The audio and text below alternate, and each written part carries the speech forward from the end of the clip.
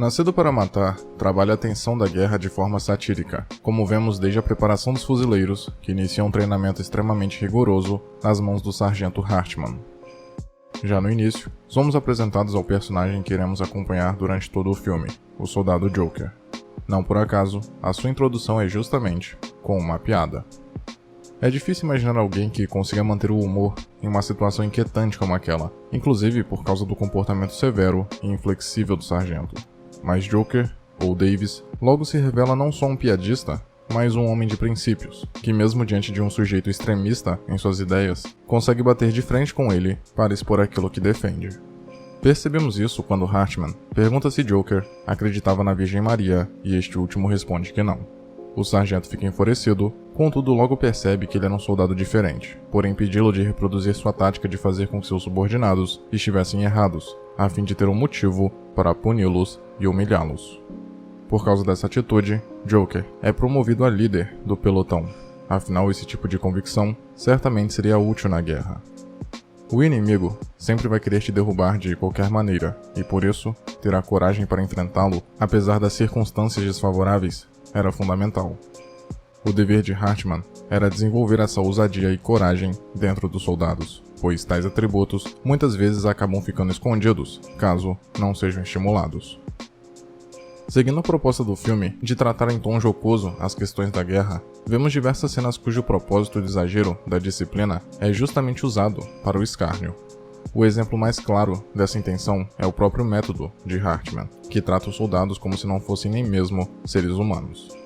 Esse rebaixamento dos homens a algo insignificante era necessário para fazê-los renascerem como novos indivíduos, agora preparados para o horror da guerra. Hartman queria formar um corpo de fuzileiros que tivessem nascido para matar. Porém, para renascerem, antes precisavam morrer. O primeiro passo em busca desse objetivo era mudar o nome de alguns soldados, ou nomear seu rifle e tratá-los como se fossem sua mulher. A mensagem é que tudo ali em diante era sobre a guerra e para a guerra. Em Nascido para Matar, a grande questão é que não basta saber como matar, é preciso que a vontade também seja um fator presente no soldado. Possuir um instinto assassino é diferente de apenas saber a hora de apertar o gatilho. É como se fosse necessário sentir uma espécie de prazer ao matar, assim como vemos na cena do artilheiro na porta de um avião. Enquanto sorri, ele indaga se a guerra não era mesmo um inferno. Existe também a motivação que pode fazer diferença nos feitos de um atirador. No filme, é citado o caso de um homem que matou várias pessoas de uma grande distância e o assassino do presidente John Kennedy. A relação dos casos é que ambos haviam aprendido a matar no corpo de fuzileiros, mas que usaram as habilidades que obtiveram para o mal. Esses soldados teriam a chance de serem tão bons quanto aqueles assassinos, apenas as suas motivações deveriam ser diferentes.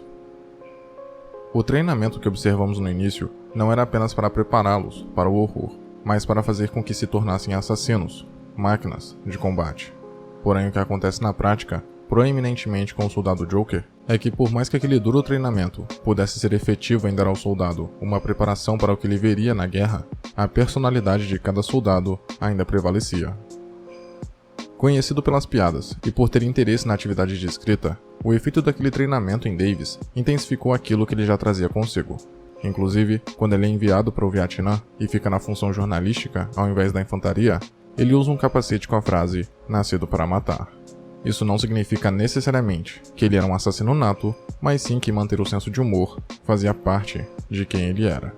Aliás, a própria guerra do Vietnã, que é pano de fundo do filme, não chega a ser levada tão a sério pelos soldados, algo que percebemos principalmente em suas entrevistas mais tarde, mas também em todo o contexto de piadas e pela escolha da direção de não dramatizar tanto as mortes durante o combate.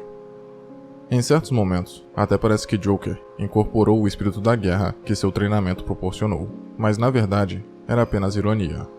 Quando questionado sobre o porquê de usar um broche, símbolo da paz, ao mesmo tempo que usava um capacete, indicando que o propósito de sua vida era matar, ele primeiro responde que não sabe, mas logo diz se tratar sobre a dualidade do homem.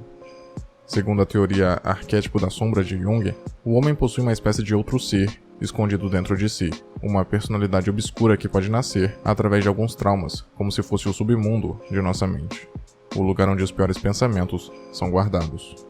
Segundo o psiquiatra, o melhor jeito de lidar com isso é enfrentar conscientemente esse eu obscuro.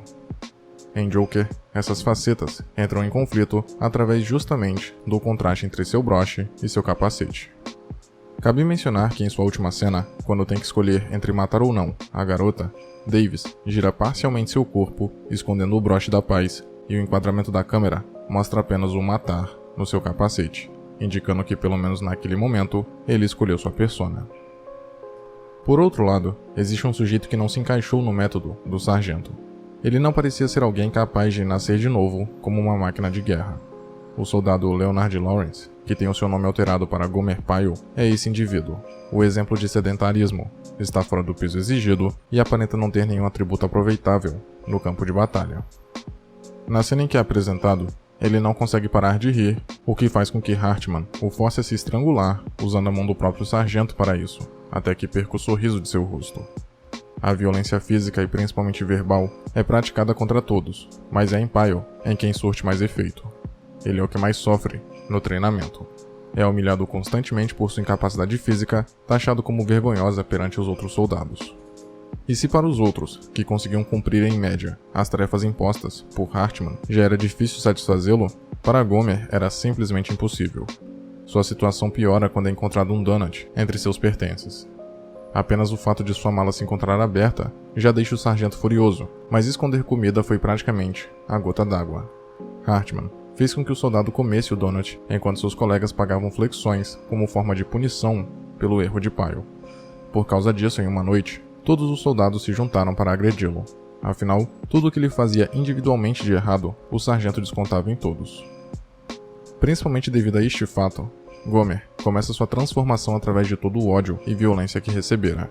Ele vira um soldado dedicado que até mesmo conhece as normas melhor do que Joker, por exemplo. Inclusive, ele é elogiado por Hartman pela sua mira e habilidade em atirar. O seu eu antigo parecia ter sido morto pelo seu novo eu. No último dia dos soldados na corporação, todos estavam aptos a irem para a guerra. Teoricamente, haviam renascido como máquinas prontas para matar. Porém, Pyle havia chegado ao seu limite psicológico e já não sabia mais quem era ou por que estava ali.